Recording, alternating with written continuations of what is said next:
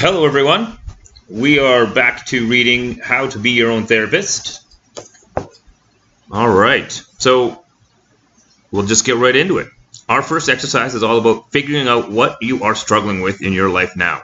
Then you're going to look back through your timeline and figure out which event or period in your life might have been the cause of this struggle. The all-important why. Finally, we can begin to look at the possible solutions to the issues you're struggling with. These solutions may incorporate techniques that you'll later be employing in your daily practice. Remember, we're just doing the foundation work here. We'll look at how you become your own therapist further on, but for now, we're simply focusing on answering these questions. What do you struggle with now? How might your story explain your issues? What do you struggle with now? I realize this is a tricky question, and if you're anything like me, the answer will change daily, and that's totally normal.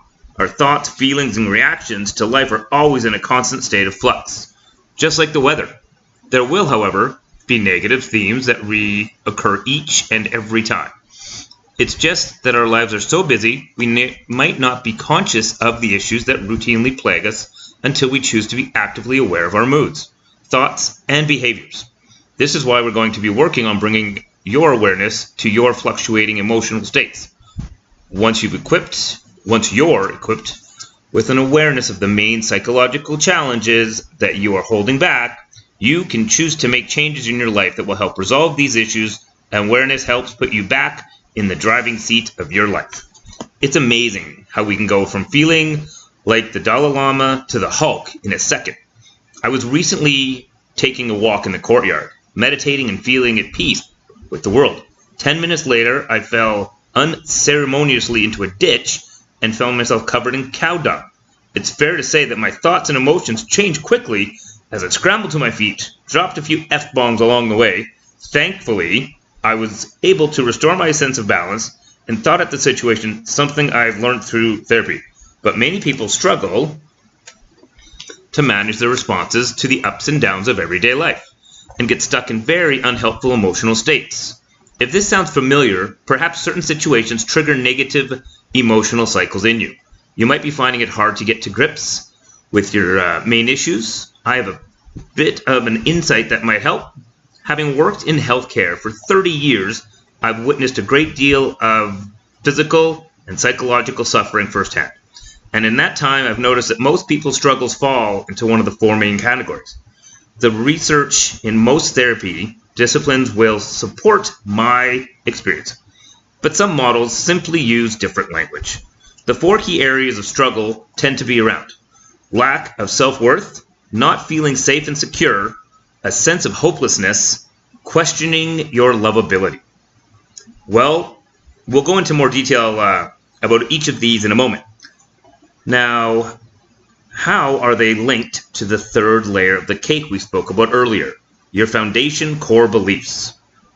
There are natural personal struggles sub-themes that accompany each of these categories. For example, someone with low self-esteem might also feel social anxiety. So that might mean that you're experiencing a cluster of different psychological struggles, all of which you initially believe you need to tackle separately, when in fact they are all related and can be approached effectively together. Or it might mean that your main psychological obstacle doesn't seem to be explicitly covered by any of these categories. But if that is in fact closely linked to one of them. When it comes to the human condition, nothing is ever black and white. Whatever you struggle with, try to work out how it links to one of the four themes.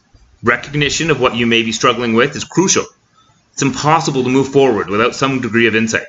And I discourage any of the following brush-offs. And I hear daily, it's not that bad. It could be worse. Other people are worse off than me. No point dwelling on that. That's just the way I am. You know, it's super funny that I hear that all the time. It's ridiculous. If you're smiling reading this, then I'm probably talking to you.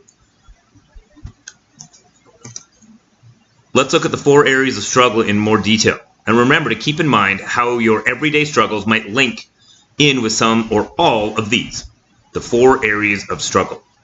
Lack of self-worth. Low self-worth can make many different forms and can lead to very difficult behaviors and feelings in different people. But fundamentally, low self-worth is a sense of either feeling less fundamentally valuable than other people, inadequate, or not good enough. Despite there being no evidence to back up any of these negative feelings, it can manifest in many ways, ranging from a lack of confidence, avoiding people or situations, self-limiting beliefs, or battling with an inner dialogue that has strong tones of doubt, questioning self-depression or self-depreciation, or even self-loathing. It's living with a sense that you are lacking, it's living apologetically, it's living uncomfortably.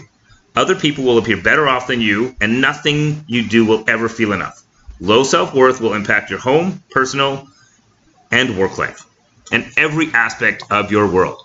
Everything you might feel like is an uphill battle, you may seek out ways to soothe this via alcohol, drugs, food, or any substance that alter your state of mind. Alternatively, you may find yourself engaging in patterns of people-pleasing, overcompensating, perfectionism, and opting out of life events that you don't feel worthy of. Life can become all about trying to hide or make up for it. You're not being good enough. If this applies to you, particularly if you are only just realizing it, this section may be a little hard to read, and you might even have some uneasy feelings stirring now. The discomfort is important and a healthy sign. Don't run away from it, as it will bring you to the realization that you are good enough, more than good enough. 2. Not feeling safe and secure. Feeling safe and secure is noted as a priority in all therapy models. A feeling of safety and security is also important for your development. When we feel safe and secure, we tend to flourish in all aspects of life. On the other hand, when we feel safe or threatened, we struggle. In other words, we are anxious. Unfortunately, not everyone grows up in environments that feel safe and secure. Many homes are dominated by comfort. Many neighborhoods are rife with crime. Many people feel threatened if they are in any way different, e.g. in terms of their skin color, race, sexuality, religion, or gender. I meet many people who grew up in countries with war, division, and oppression. I also encountered a lot of people who have experienced violence, threats, abuse, bullying, or humiliation, sometimes even from family members. In summary, we live in a very imperfect, sometimes unsafe, messy, unpredictable world. Consequently, many people understandably enter adulthood feeling unsafe, vulnerable, and frightened. Their brains have been hardwired to feel constantly threatened and anxious. The issue is exacerbated by the belief that they should be strong, resilient, and in control. But they're failing. Therapy techniques can help to rewire the brain so it's less predisposed to feel under constant threat. 3. A sense of hopelessness. Have you ever noticed that young babies smile at anyone? They don't judge. They don't see bad in the people. They stare at everything with a sense of awe and excitement and all the possibilities. The world is a place to be explored. They are easily satisfied. All they need is food, drink, shelter, and love. They cry when their needs are not met, but they tend to settle when at ease, which is most of the time. I can imagine some parents rolling their eyes now, perhaps following a sleepless night. But this is not a forever state. Babies soon grow up, absorbing every interaction, experience the situation depending on context and circumstance. Some learn that the world is a safe place, while others learn it's frightening and unsafe. When it comes to the latter, the people they encounter may be angry, dissatisfied, disillusioned, or absent. The environments they encounter may be tough and sometimes impoverished. Money, food, and employment may have been or continue to be scarce. The language surrounding them could have been negative and pessimistic. Hope is for other people. They are told either explicitly or implicitly. These experiences are on the norm. So mood issues, depression, and lack of motivation becomes the norm. The past to niggling sense of hopelessness is set. People don't choose to be hopeless. They become weary and worn out. Hopelessness is a symptom of experience. But thankfully, new experiences can be created and healing can occur. Hope is possible. I've witnessed this every day in my career over the last 30 years. Therapy is driven by hope, and you will experience it in our work together. If you're feeling a little sense of hopelessness right now, I promise it can get better. It just takes time and effort. Okay, so that was a lot to go on right there. I would like to ask people if they are enjoying what I'm doing. Please leave a comment. Let me know if it's something you're enjoying. I'm learning something by just reading the book.